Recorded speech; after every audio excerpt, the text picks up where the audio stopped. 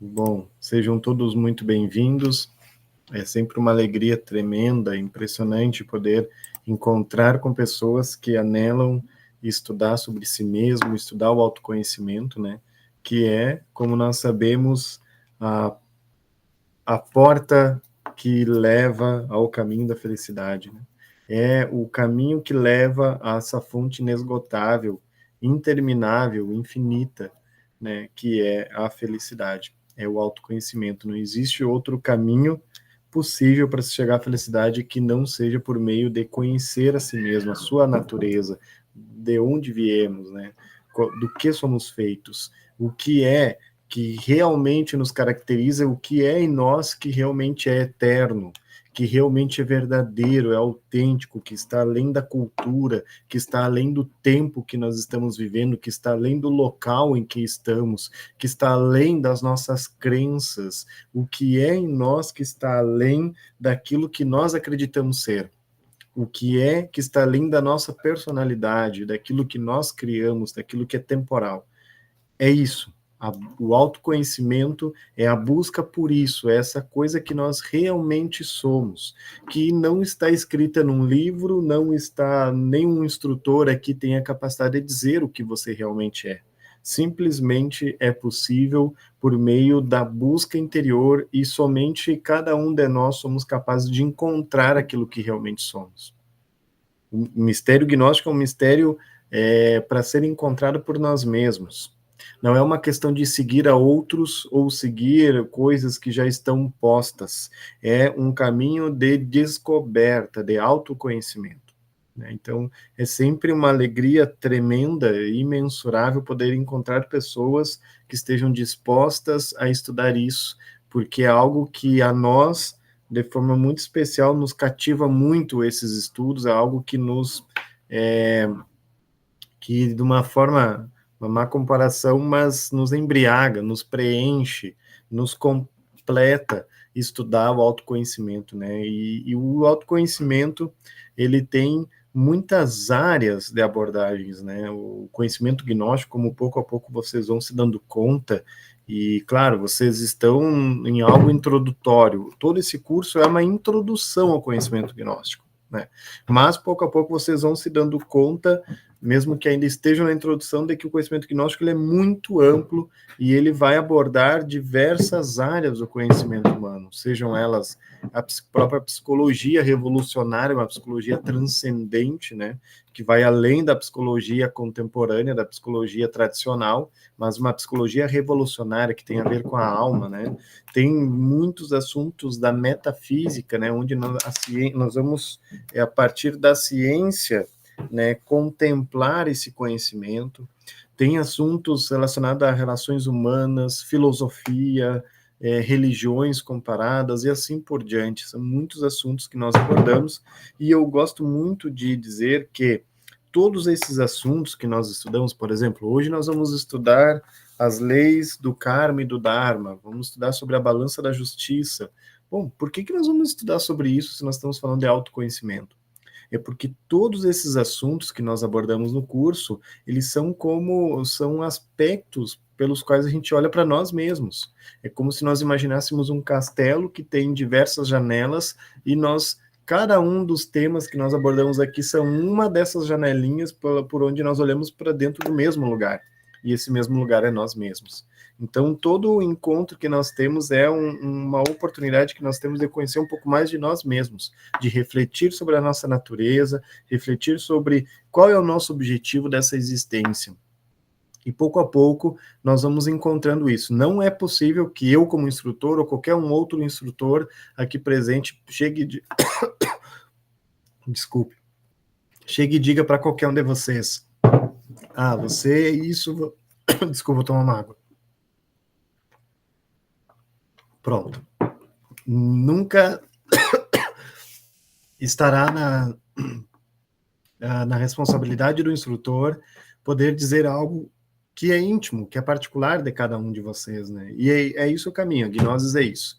Né? Aqui nós temos as ferramentas, nós temos os estudos, nós temos uma doutrina, vamos dizer assim, nós temos algo a ser seguido, mas que nada mais é do que uma monte de ferramentas, uma instrumentalização para que nós trilhemos essa jornada, esse caminho revolucionário de transformação, que é o caminho de conhecer a nós mesmos. Então, é uma alegria muito grande poder encontrar com pessoas assim, pessoas que desejam estudar esse autoconhecimento, que desejam se aprofundar nisso, né, que sejam pessoas, sem dúvida alguma, inquietas, inconformáveis com as coisas, vamos dizer assim, com as coisas modernas, com a quantidade de informações que nós temos à nossa disposição, literalmente na palma da nossa mão. Por isso estão aqui, né? Então, são pessoas já diferenciadas do comum, né? Bom, gostaria de saber, aqui nós estamos em nove dispositivos conectados, acredito que 9 pessoas. É mais ou menos essa média nos últimos encontros, ou geralmente tem mais gente? Alguém poderia me confirmar? Eu acho que eu fechei os microfones de vocês, né? Deixa eu habilitar de novo aqui, ó. Pronto. Alguém poderia me confirmar se geralmente é mais ou menos essa quantidade de pessoas? Neste grupo tem sempre menos pessoas. Perdão? Mas neste grupo que está agora tem 6 ou 7 pessoas só. Ah, tá. Entendi. Perfeito. Então estamos... Na semana passada estavam só 4. Ah, entendi. Não, perfeito. Vamos. Então nós estamos em vantagem aqui. Vamos aproveitar e vamos meter bala. Deixa eu perguntar uma coisa para vocês. Vocês não querem abrir a câmera para a gente trocar mais, para nós nos vermos? Tá só a Anabela com a câmera aberta. Eu gosto. Eu sou da turma do Alexandre e já vou passar para a segunda câmara. Só que eu assisto a todas as sessões porque eu gosto sempre de lembrar. Olha só, que legal. Seja muito bem-vinda. Você vai encontrar aí um caminho profundo e revolucionário do autoconhecimento. Não tenho dúvida. Aliás, começou o presencial desta quarta-feira aqui em Vila Nova de Gaia e eu estou hoje também ao presencial da primeira câmara com o Alexandre. Sim, sim. Que legal. Parabéns pela escolha. Vamos refletir sobre nós mesmos. Legal. Bom, vamos lá. Eu quero que você se apaixone disso daí. Corremos um sério risco, pelo jeito. Não, beleza, tranquilo, fica tranquilo. Né? Não tenho câmera, beleza. Então é assim, hoje nós vamos estudar essas leis que regem o Sansara, como vocês vêm percebendo, provavelmente, nos temas anteriores. Viemos estudando algumas leis, né, como a lei do retorno, a lei da recorrência, né? Agora nós vamos estudar os temas relacionados ao karma e o dharma, né? Mais especificamente, nós vamos falar sobre a justiça cósmica. E bom, nós aqui já estamos trazendo o nome balança da justiça, né? Como assim balança da justiça? Porque justamente isso está se referindo a que a justiça, ela tem uma balança, ou seja, ela tem algo para medir, né? E o que ela mede? Né? Essas coisas que nós vamos refletir, nós vamos discutir hoje, que relação isso tem com o nosso caminho interior, isso é muito importante, tá? Isso pontos importantes, nós vamos estudar o autoconhecimento, por meio dessa perspectiva, desse ângulo, falando da justiça cósmica. Agora, e vamos tentar capturar que relação íntima, fundamental, constante isso tem com o nosso caminho interior, com o caminho do autoconhecimento, né? É isso que nós queremos estudar. Bom, vamos traçando algumas reflexões para que nós, para que todos juntos nós consigamos ir entrando emaranhado dessas reflexões, tá? A qualquer momento, vocês estão totalmente livres para qualquer momento abrir o microfone, fazer alguma pergunta, ou trazer algo que da compreensão própria de vocês, sobre o que vocês compreendem sobre isso, porque eu acredito que o que surge de um grupo de pessoas é muito mais rico, tem muito mais experiência do que pode surgir apenas de uma, né? Então, fiquem à vontade para perguntar, para trazer colaborar com as reflexões que nós traremos hoje, tá bem? Então, existe uma justiça cósmica? Bom, vamos refletir um pouco sobre isso.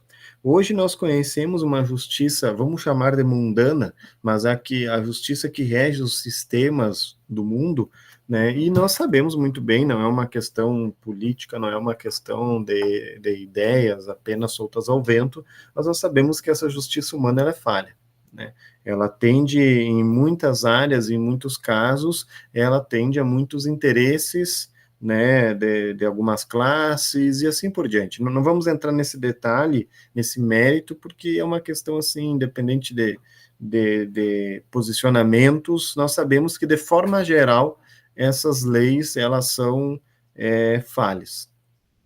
Porém, ao contrário dessas leis humanas, existe uma lei universal, que é a lei que rege todas as coisas e está, obviamente, muito além, transcende as leis humanas.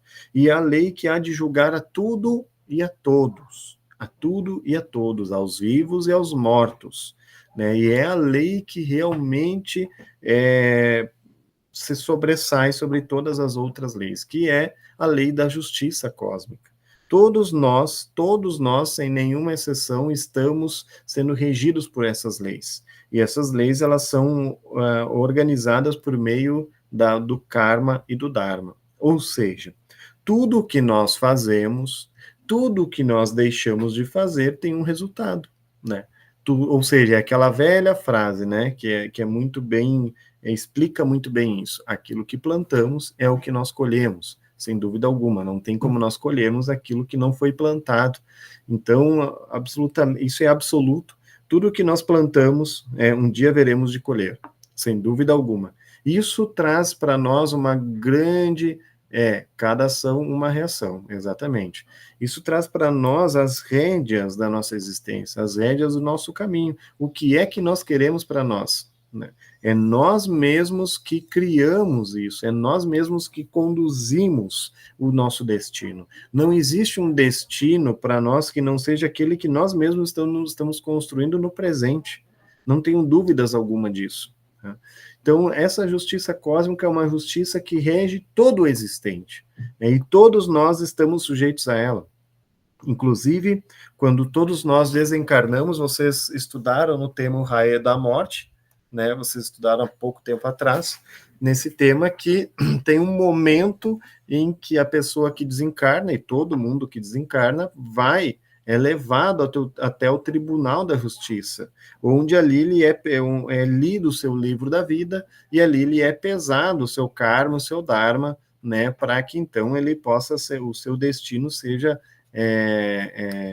traçado a partir desse momento. Então é nessa Tribunal do Karma, que é regido por mestres autorrealizados, mestres da sabedoria do raio da justiça, e que são completamente justos, absolutamente justos, né? Seja tanto para absolver como para condenar, né? São em absoluto justos, é a justiça, é o salão da justiça, é o tribunal da justiça cósmica. Então, isso é a justiça cósmica, né? Não existe algo que transcenda isso, né? A justiça é o que rege todo o existente. Bom, dando sequência, aqui é uma pintura de Jofra, né, onde ele traz umas representações simbólicas desse tribunal.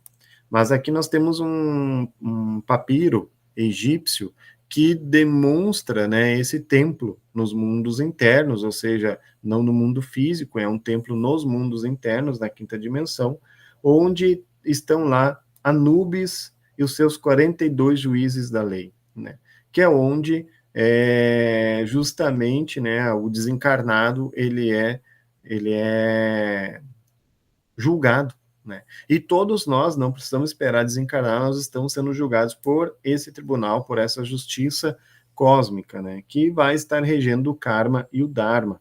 Então vejam aqui, vocês conseguem ver o meu mouse? Mexendo, conseguem, né? Vocês veem aqui que tem uma balança, e aqui tem a pessoa, e aqui, simbolicamente, tem um coração, né? Então, quer dizer, o coração da pessoa é pesado, né? Em outras imagens e outros registros, se tem essa balança como tendo o coração da pessoa num lado e uma pena do outro. Ou seja, se o coração da pessoa pesar mais do que uma pena, ela é condenada. Se o coração estiver mais leve, mais livre, então ela é absolvida, né? De forma simples, essa interpretação, né? Então aqui nós temos, né, uma representação desse templo, né, os seus 42 juízes da lei, aqueles que cada um é um arquétipo, cada um representa uma força, um aspecto dessa justiça cósmica. E o Senhor Anubis, aquele ser com cabeça de chacal, né, que está representando essa lei, que é o amo Senhor desse templo. Bom, Karma e Dharma. Todos nós já ouvimos falar sobre isso, né, sem dúvida alguma. Todos vocês aqui já ouviram, é mais conhecido no budismo, né, esses termos, esses nomes. Mas, basicamente, né, o karma, ele é um nome que se dá ao resultado, às consequências das nossas ações, ou então das nossas não ações, né, é a consequência disso. Enquanto o dharma é o pago, é o merecimento, é os méritos, é os valores que nós geramos a partir das nossas ações, ou do nosso trabalho espiritual sobre nós mesmos. Vocês sabiam que, ao iniciarmos um trabalho de transformação pessoal, um trabalho de revolução interior, que é um trabalho gnóstico, nós estamos gerando muitíssimo Dharma, simplesmente por querer nos melhorar, e gerando muito Dharma, e isso vai nos possibilitando avançar muito no caminho. Pouco a pouco eu vou trazendo essa compreensão para vocês. Espero que vá ficando claro aos poucos. Bom, o karma é esse resultado das nossas ações, tá? Sejam elas boas, sejam elas más, sejam elas não ações. Por exemplo, quando nós temos a oportunidade de servir a alguém, de sacrificarmos o nosso tempo, a nossa disposição, a nossa energia para ajudar alguém e nós não fazemos, nós ali estamos gerando um certo karma, porque nós tivemos a oportunidade de servir e não servimos. Né, ou quando nós temos a oportunidade, nós temos um exemplo qualquer, fictício, nós temos condições financeiras de ajudar alguém que não tem, que está passando fome e nós não o fazemos, nós estamos gerando karma, e um dia nós seremos julgados por isso, um dia nós teremos que pagar. Vão anotando os pontos que eu vou destacando, tá, como importantes. Esse é um ponto para se destacar. Todo karma gerado, ele será pago. Não tenho dúvidas nenhuma disso. Todo karma gerado, ele será pago, né, de uma forma ou de outra. E pouco a pouco eu vou trazendo essa clareza para vocês, mas esse é um ponto a ser destacado. E todo Dharma, e aí tem uma questão importante. Como assim, tá? Tudo que eu gero de karma eu tenho que pagar, tá, mas e tudo que eu gero de Dharma? Todo Dharma também será pago. Só que daí, né, será pago para nós, são méritos que nós temos. A lei divina não fica com um tostão, com um centavo do Dharma que nós geramos. Ou seja, tudo o que nós fazemos de boas ações, né, nos é, por obrigação, retornado de alguma forma. A lei não fica com nada.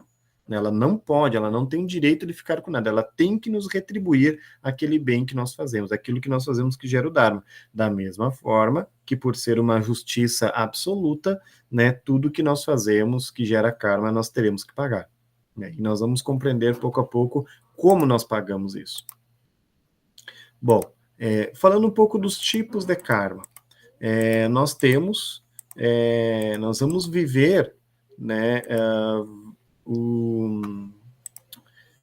nós estamos, como vou dizer assim, envoltos por esses tipos de karmas. Agora acho que vai ficar mais claro.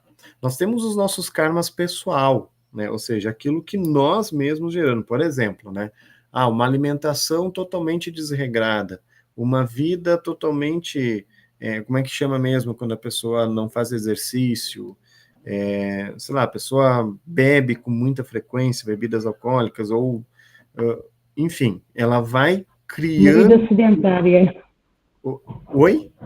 Sedentária. Uma vida sedentária. Sedentária, tinha me faltado essa palavra. Obrigado pela ajuda, pessoal.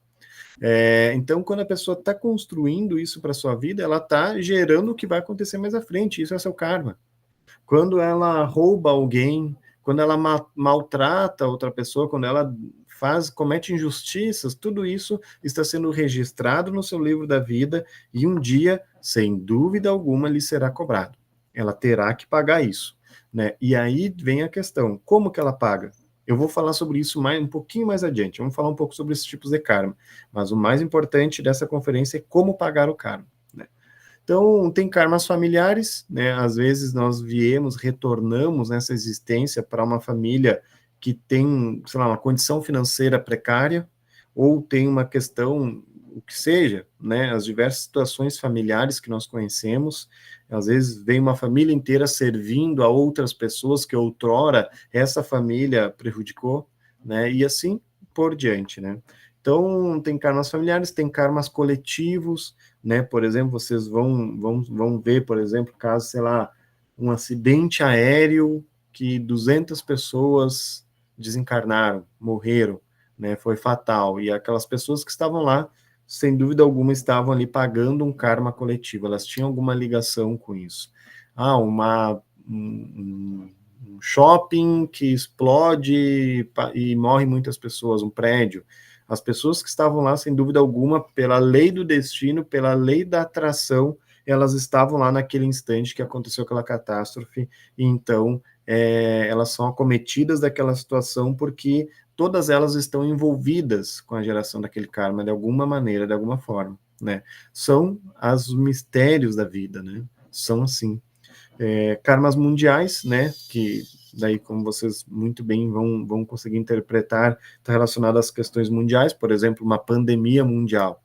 Isso é, sem dúvida, alguma relação íntima com o karma mundial. Por isso que é permitido que aconteça, né? Todas essas coisas, os tsunamis, as guerras, as desigualdades sociais, tudo isso são consequências do karma mundial. E assim por diante, né?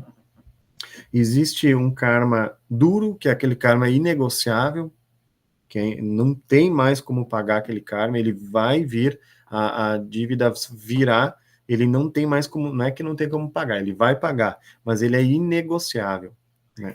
Deixa eu ver, alguém colocou alguma coisa aqui no chat. Esses envenenamentos são karmas? Você diz os alimentos? Provavelmente você esteja falando dos alimentos, que não existe mais alimento orgânico, né, natural, de verdade, né, esse tipo de coisa. Pode falar, Helena. Não, essas pessoas aí que estão sendo envenenadas por outras, que nem o caso do bolo, do baião de dois, crianças. Não estou sabendo, estou meio por fora dessas notícias. Não estou sabendo, mas geralmente o que acontece?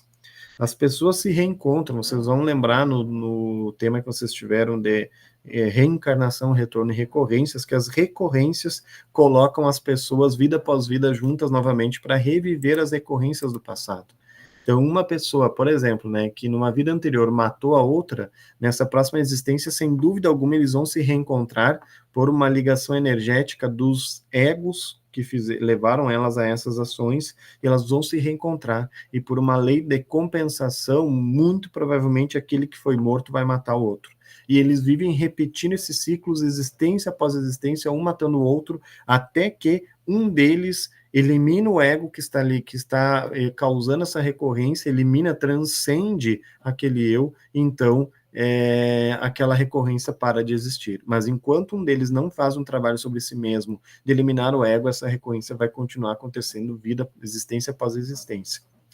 Então, o karma duro, ele é um karma inegociável, não tem mais como negociar, ele vem, ele não tem, por exemplo, uma pessoa que cometeu tantas atrocidades e o seu karma é ter um câncer terminável, por exemplo, né? E ela não tem mais como ela pagar, se agravou a uma maneira que ela não tem mais como negociar isso com a lei, e nós vamos aprender como negociar. Então ela vem e aquela doença vai vir e ela não tem mais o que fazer, né? É um karma inegociável. E o karma saya, né, é um tipo de karma que está muito relacionado ao sexo, né? A karmas cometidos relacionados ao sexo. Por exemplo, né, podemos citar essas atualmente a indústria pornográfica. Olha o devastoso, a destruição que isso causa na vida de muitas pessoas, dos artistas que lá estão, né, e das próprias pessoas que consomem esse tipo de conteúdo. Sem dúvida alguma, essas empresas, essas produtoras, estão, sem dúvida alguma, gerando um karma gigantesco, os quais eles terão que pagar um dia, né? E pouco a pouco nós vamos entendendo como. Tá? Isso só para trazer essa classificação. Aqui tem alguns exemplos de alguns karmas gerados por cada uma das cabeças da legião. E aqui eu quero aclarar uma coisa. Como vocês estudaram, a gente tem duas naturezas. Uma delas é a essência, a outra delas é o ego, de forma geral, né? De forma simples. O que dessas duas naturezas, a essência que é divina, que é uma parte de Deus, que é uma fragrância do nosso ser interno, e o ego, que é temporal, que é uma identidade, que é uma ilusão, qual delas será que gera o karma?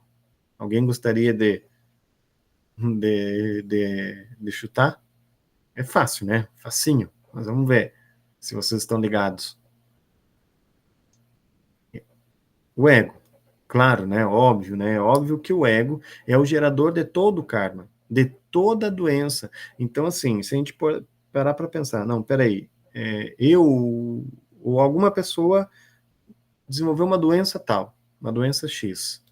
Não tenham dúvidas de que essa doença ela foi desenvolvida por um ego, por um eu que a pessoa tem, que ela não trabalhou, e aquele eu consumiu a pessoa a um nível de que chegou a desenvolver uma doença. Ela gerou karmas que levou ela a desenvolver uma doença, né, para pagar aquele problema que aquele eu gerou no mundo, gerou na vida dela e no mundo. Então, toda doença, todo problema, toda desigualdade social, toda guerra, tudo é gerado pelo karma. É gerado pelo ego. O ego é o grande protagonista, é quem gera todos esses problemas. Então, veja aqui alguns exemplos que o conhecimento gnóstico traz como causas, né, dessas doenças. Então, varíola está relacionada à ira. Pessoa que tem a ira muito forte, não trabalha sobre ela, e essa ira tomou conta dessa pessoa ao ponto de desenvolver uma doença. Então, de forma constante, de forma profunda, de forma frequente, né, a pessoa expressando aqueles eus a um ponto em que chegou a desenvolver uma doença. Vejam quão grande, quão devastador é o eu, né, é o ego, porque ele vai consumindo, destruindo a pessoa pouco a pouco, até um ponto de desenvolver uma doença. Vejam que grande que é, né, que devastador que é. E assim por diante, né, a pessoa tomada pela luxúria, que está relacionado aos egos da sexualidade, né, da pornografia mesmo, da masturbação, do sexo como algo pernicioso, né, da forma mais degenerada que existe de encarar o sexo, a própria coisas que existem de forma impressionante como essas coisas existem, como é que chama, zoofilia, e todo esse tipo de coisa relacionada ao sexo vai levar a pessoa a desenvolver o câncer. Se ela não eliminar esses egos, se ela não pagar esse karma de outra forma, ela vai desenvolver. E assim por diante, né? A mentira, deformações físicas. Então, as pessoas que às vezes já nascem com alguma deformação física, às vezes com um rosto muito estranho, sabe aquela pessoa que nasce com nariz grandão, pontudo, queixo, sei lá, com deformações, está relacionada à existência. Eu estou dizendo isso não para a gente julgar as pessoas, né? Muito cuidado com isso. Tenhamos muitíssimo cuidado ao julgar alguém. Nenhum de nós tem o direito de julgar ninguém, seja um Hitler da vida, porque com aquela régua que julgarmos, seremos julgados. Então tenhamos muito cuidado. Às vezes uma pessoa, nós nos achamos no direito de julgar alguém por alguma coisa, mas em outra área nós somos muito piores. E nós seremos julgados, não tenho dúvidas disso. Então temos muito cuidado, temos respeito, temos compreensão pela dificuldade que o outro tem de ser melhor, assim como nós. Né? E assim por diante, né? Aqui são só alguns exemplos, vamos passar adiante. Vamos ver o que dizia ali mesmo. Em última instância, todas as doenças são kármicas, é isso que eu estava dizendo antes.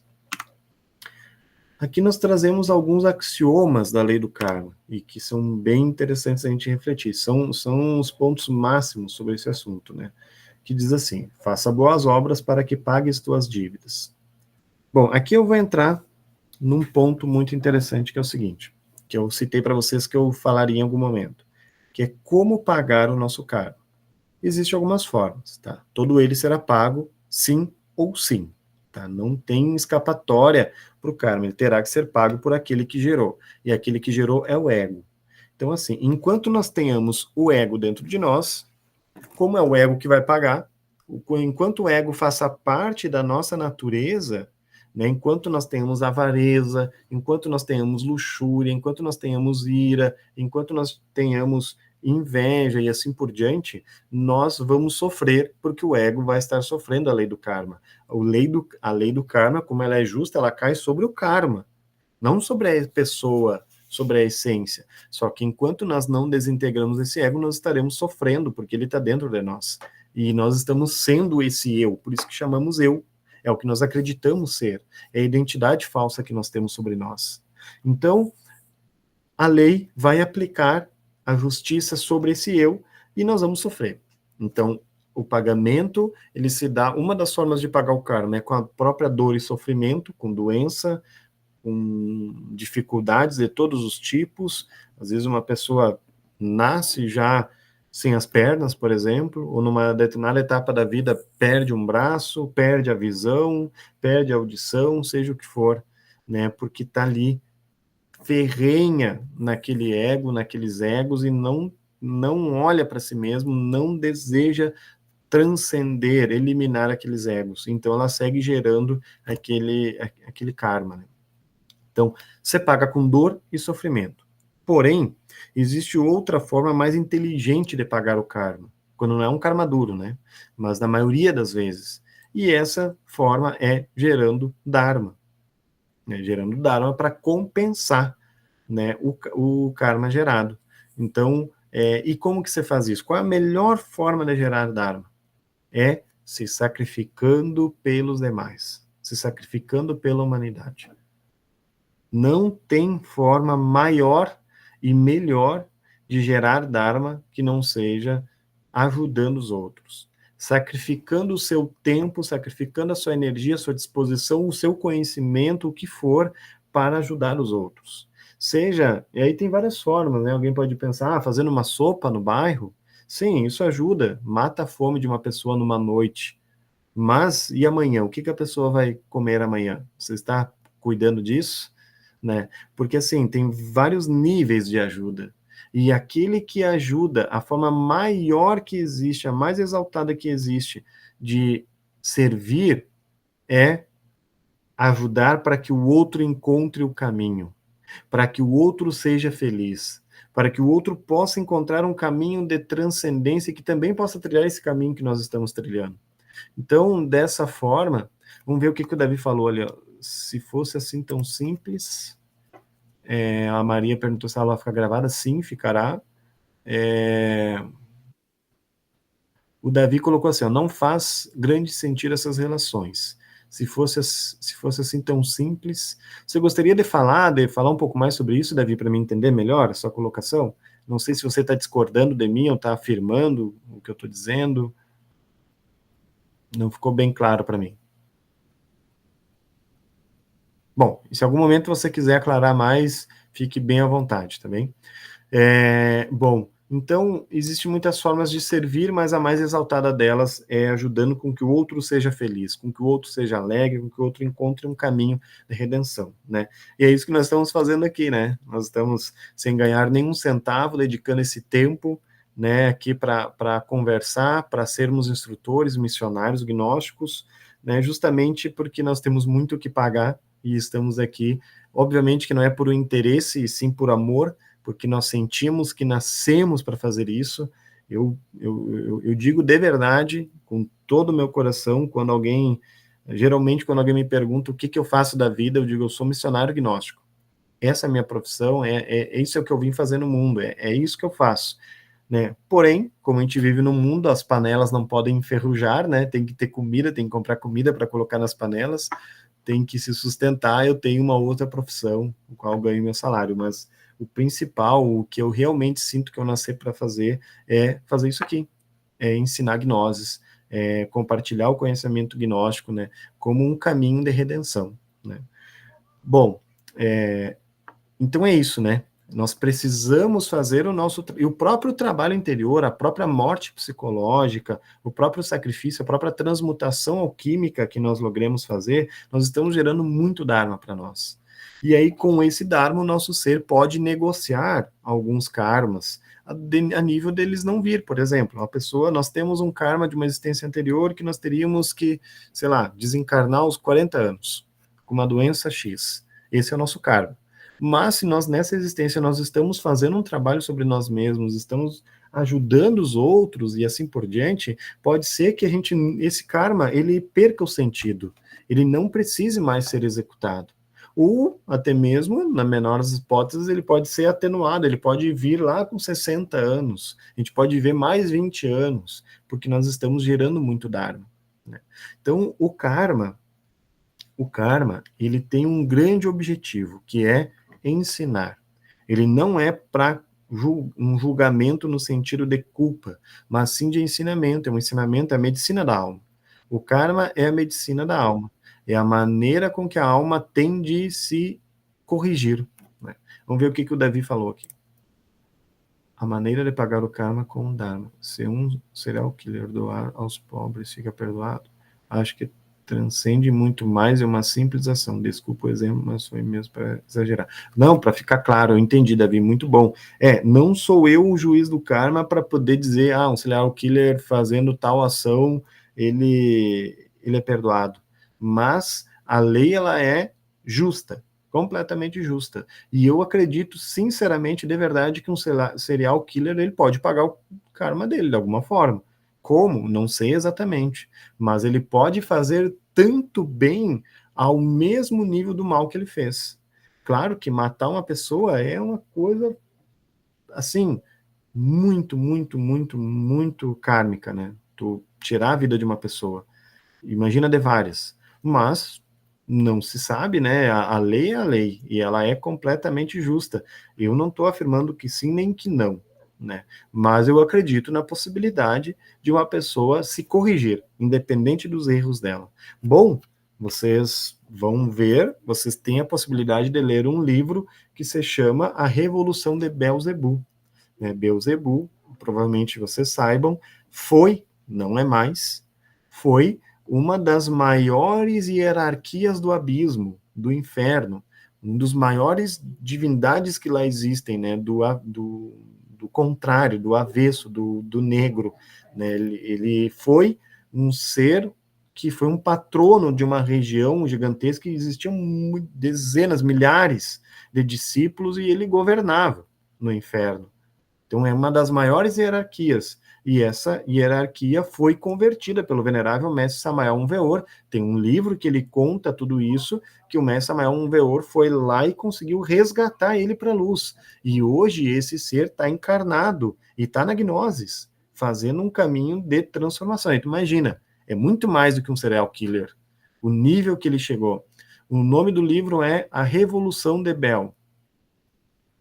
Você vai encontrar esse livro onde o mestre Samael descreve tudo o que aconteceu, como que ele fazia, ele investigava nos mundos internos e viu que dentro daquele demônio, daquele chefe de todos aqueles demônios, aquele maior que existia, dizem que ele era gigantesco e que ele, bom, tá lá, tá no livro, né? Aqueles que têm interesse leem um livro para ver que, bom, existe a possibilidade de redenção para todos nós. Não importa o erro que nós tenhamos feito, temos a chance, não quer dizer que nós seremos perdoados só porque seremos, mas temos a chance de ser, né? Se nós assim o quisermos e assim trabalhemos para que sejamos perdoados, né? Para nos corrigir. O principal não é pedir perdão, o principal é nos corrigir. É isso. Um grande mestre só chega à maestria porque ele logrou se corrigir. E assim por diante. Bom, o leão da lei se combate com a balança, ou seja, o leão, ele é uma representação, né, dessa lei, e a esse leão, a essa justiça se combate, ou seja, com a balança, com as boas ações, né, com boas ações pagamos o nosso karma. Aquele que tem com que pagar se sabe nos negócios, aquele que não tem como pagar, paga com dor e sofrimento. Bom, essa frase está ilustrando isso que nós estamos conversando o tempo todo, né? E toda vez que uma lei inferior é transcendida por uma lei superior, a lei superior limpa a inferior. Ou seja, às vezes, isso é bem perigoso de dizer, né? Vamos tomar cuidado, os mistérios. Mas tem coisas que poderíamos interpretar como erradas, ou como ruins, ou que vão gerar karma, mas em virtude dos benefícios que aquilo vai gerar, às vezes esse karma ele é transcendido, né? O que está dizendo? Que nem tudo está dentro de uma caixinha quadrada de que isso é certo, aquilo é errado, né? Por exemplo, né? Um exemplo, uma pessoa, um ladrão, entra na tua casa, onde está toda a tua família, teus 3 filhos, tua esposa, a tua família toda está ali, e ele, sei lá, tinha o objetivo de matar todo mundo.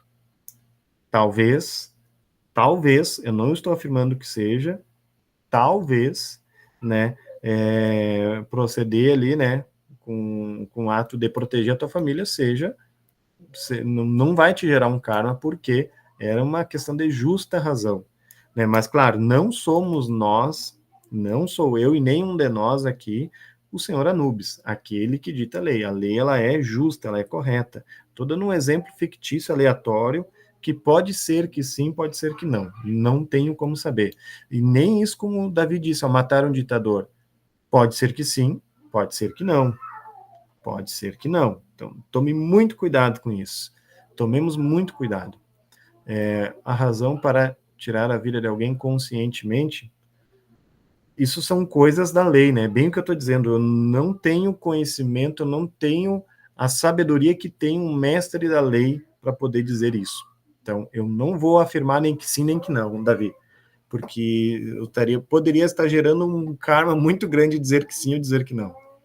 Então, a gente tem que ter muito cuidado com isso. Não somos nós. Deixemos que a lei, que é responsável pela lei, que a lei se cumpra, porque não tenho dúvidas. Por que às vezes a gente tem uma preocupação tremenda em que a lei se cumpra com os outros? Porque a lei, ela vai se cumprir, não tenho dúvidas.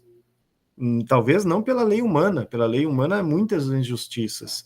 Há muitos criminosos soltos e há muitos injustamente sendo culpados, né? A própria desigualdade social é isso. Então, não confiemos na lei humana, confiemos na lei divina. Dela nada escapa. Bom, vamos seguindo. Como pagar um karma? Bom, eu já falei um pouco, né?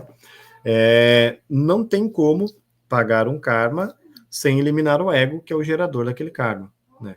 E para nós eliminarmos esse ego, nós temos que nos arrepender, né, das ações geradas por aquele ego, né? E temos que eliminar o eu e trabalhar incansavelmente pelo sacrifício, servindo os demais, gerando dharma, para que então aquele karma possa ser eliminado. Deixa eu ver o que o Davi falou aqui, ó. No seu exemplo, e se o ladrão tentasse roubar para matar a fome? Pois exatamente. Exatamente. Você mesmo você tá respondendo a mesma resposta que eu dei, né? Só com outras palavras, porque são variáveis, e não somos nós os donos da justiça para saber, né? Para maltratar alguém, a pessoa deve estar muito transtorno na cabeça. Não sabemos. Não sabemos. E não queremos entrar na seara de que nós vamos estabelecer julgamentos aqui. É justamente o contrário. Nós não queremos dizer que, esse é assim, esse merece ser morto, aquele não. Não somos nós essas pessoas, tá? Nós queremos estudar a lei da justiça, aquela que se aplica sobre nós, né? Estudar isso aqui é saber sobre nós, né? No como nós podemos, porque não tenhamos dúvidas, tenhamos a humildade de compreender que nós temos muito karma, porque nós temos ego. Nós geramos muita dor e sofrimento para nós, para os nossos semelhantes, para o mundo, para a natureza, e nós temos que pagar isso. Nós iremos pagar, sem dúvida alguma, de uma forma ou de outra. E nós estamos aqui tendo a oportunidade de aprender como pagar, como abreviar a doença, como abreviar o sofrimento com um serviço. Nós estamos tendo uma oportunidade de ouro que poucos têm, de ter esse conhecimento, né? Bom, terminou aqui os slides, mas eu quero acrescentar algo que é assim. Existe um trabalho, uma prática gnóstica que se faz justamente com a lei, com esse tribunal pedindo, né, uma negociação. O karma a gente pode negociar. Então, assim, como que a gente faz? Vamos pegar um caso hipotético. Uma pessoa tem uma doença, desenvolveu uma doença e que vai levar ela, sem dúvida alguma, à morte, né? E essa pessoa, ela pode fazer um trabalho com a lei do karma, a lei do Dharma e do karma, com os senhores da justiça, para poder vencer essa doença e não morrer dela, e curar-se dessa doença. Então, como que ela pode fazer? Ela pode escrever uma carta num papel pergaminho, vocês compram esse papel em livrarias, né, num papel pergaminho, escreve a lápis, né, e escreve uma carta direcionando ao senhor Anubis e aos 42 juízes da lei do karma. Então ele escreve assim: encaminha essa karma para o senhor Anubis e os seus 42 juízes do Tribunal da Justiça Cósmica, pedindo, né, para que o karma relacionado à situação tal, pode ser até uma situação financeira, uma pessoa que não consegue emprego, por exemplo, e está passando por muitas dificuldades financeiras, isso é por karma, não tenham dúvidas. Então a pessoa pode pedir, né, que esse karma ou seja eliminado ou seja atenuado, né, em troca de que se dê tal coisa. Então, vamos pegar o primeiro exemplo de uma doença. A pessoa tem uma doença, vamos pegar hipoteticamente, um câncer, né? Aí a pessoa quer negociar com a lei, aí ela quer dar em troca algo, e obviamente ela tem que dar algo em troca que esteja à mesma altura, que seja aceitável pela lei. A lei, ela pode aceitar, ela pode dizer, não, peraí, legal. Por exemplo, essa pessoa, ela se dispôs a, sei lá, uma pessoa muito bem financeiramente, né, uma pessoa rica. Ela se dispôs a ajudar com, sei lá, 80% do dinheiro dela a todas as instituições que trabalham contra o câncer, ou que ajudam pessoas contra o câncer. Ela escreveu na carta que ela, em troca da cura dela, ela dedica o resto da vida dela a ajudar outras pessoas a se curarem também. Por exemplo, né?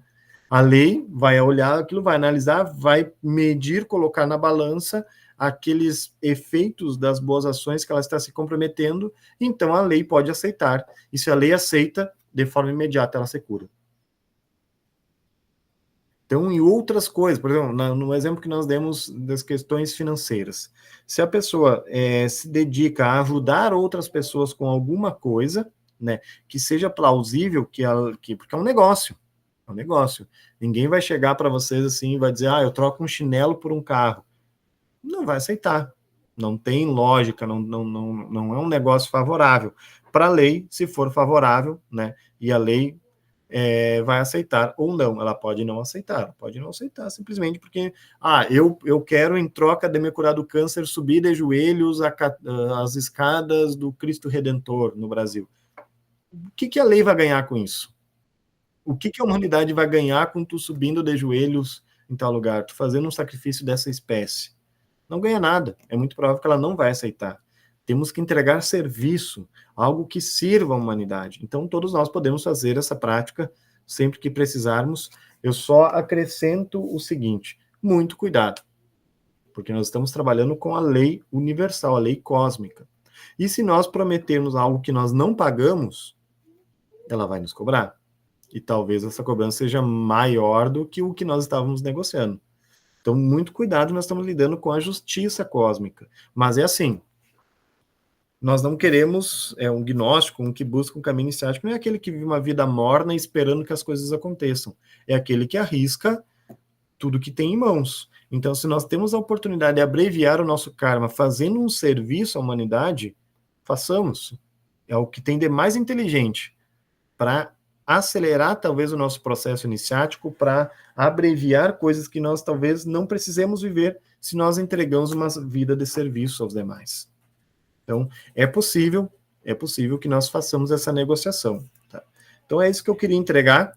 Eu acredito que, de forma simples, resumida, a ideia central desse tema ela tenha sido transmitida. Eu abro agora um momento para caso dúvidas que vocês não tenham falado ao longo da nossa conversa, que vocês queiram trazer agora, ou compreensões que vocês tiveram, queiram compartilhar conosco, é muito bem-vindo. Vamos ver aqui, a Anabela falou assim, para matar alguém a pessoa... tá. Hoje ficou bem bélica a nossa conferência, né? Ficou meio meio drástica, né?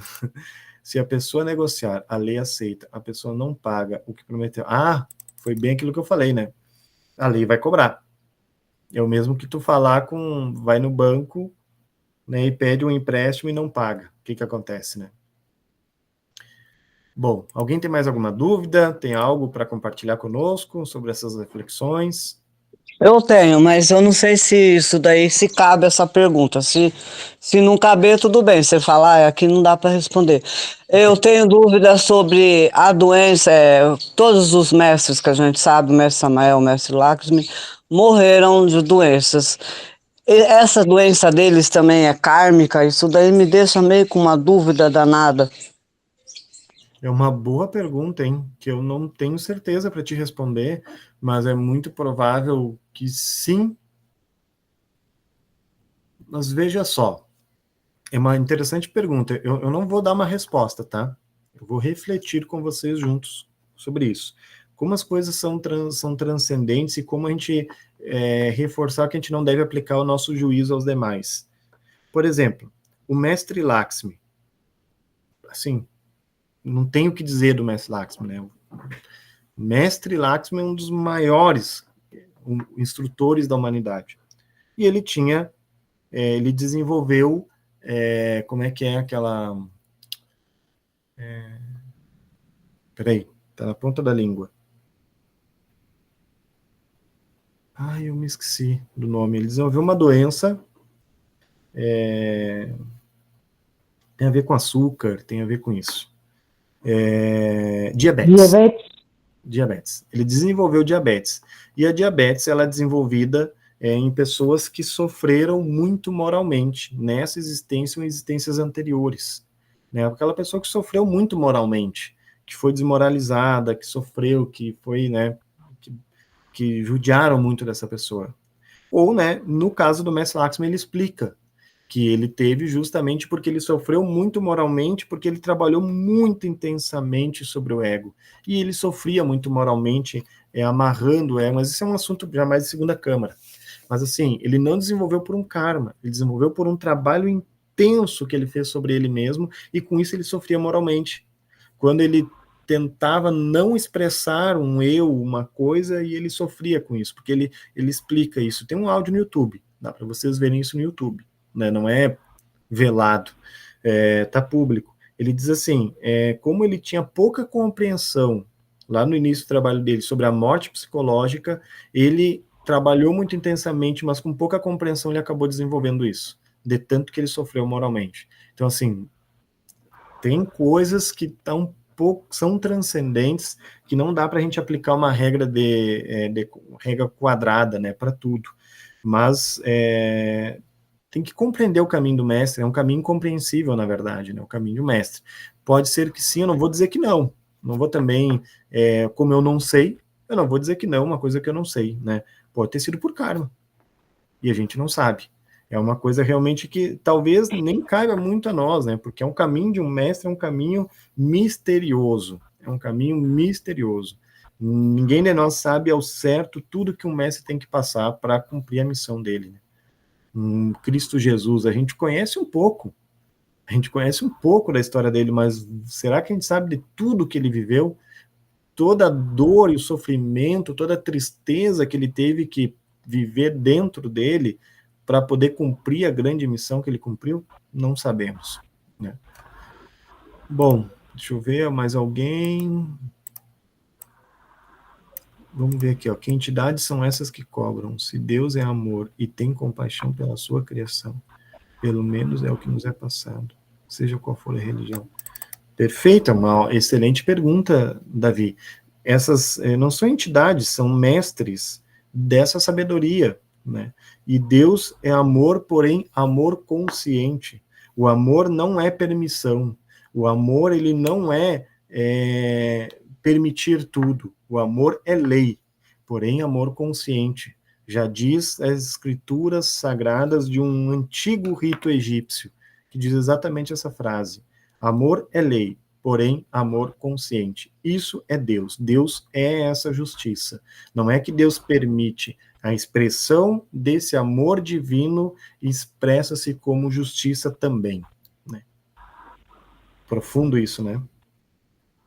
Compreendermos, acreditar que essa justiça que nós estamos falando não seria algo de Deus, ou, sei lá, como assim Deus permitir que exista dor e sofrimento no mundo? Como pode Deus permitir que uma criança nasça anencéfala? Onde está Deus? Isso é uma visão muito, muito inocente, romantizada. Desculpa, não estou falando isso para ti, Davi, de forma alguma, mas de forma geral, acreditar nessas coisas que é injusto uma criança nascer anencéfala, por exemplo, é uma visão romantizada do que é Deus. Quem tem essa visão não tem ainda uma vivência direta com Deus, não tem uma conexão com Deus ainda suficientemente para compreender, né, a profundidade do amor de Deus. Tanto que todo o karma ele é uma medicina para a alma. Bom, meus amigos, é isso. Eu agradeço muito a presença, a disposição, o sacrifício que vocês estão fazendo por estar aqui. Não tenho dúvidas que vocês estão gerando Dharma por isso, né? Estão gerando Dharma por estar aqui se sacrificando para aprender. É uma honra enorme poder estar aqui com vocês. Agradeço de todo o meu coração. Obrigado, Eliana. Eu também fico muito feliz por ter esse encontro com vocês. Espero que essas reflexões elas sigam repercutindo no dia a dia de vocês, e estou aqui completamente à disposição. Qualquer dúvidas que tenham, que eu possa ajudar de alguma forma, me procurem. Um grande abraço, fiquem com Deus e tenham uma excelente tarde. Obrigada.